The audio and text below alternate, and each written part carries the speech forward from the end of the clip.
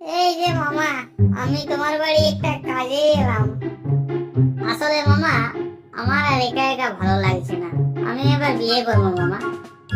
বাহ, খুব ভালো সংবাদ তো। তা পাত্রী দেখেছো নাকি? কোথাও প্রেম টেম করছো ভাগ্নে? মামা, তুমি না, যত তোমার বয়স বাড়ছে তুমি তত রসিক হয়ে উঠছো।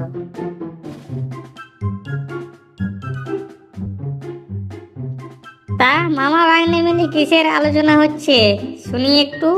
তুমি তাড়াতাড়ি ভাগ্নিকে খেতে দাও, ভাগ্নে এবার বিয়ে করবে বলছে। বাঘের স্ত্রী তাদেরকে খাবার খেতে দিল।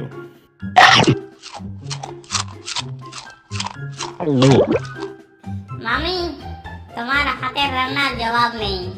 চিকেনটা যা হয়েছে, এই জন্যই তো আমার মনে হয়েছে যে বিয়েটা করি এবার। সত্যি তোমার ভালো লেগেছে ভাগ্নে?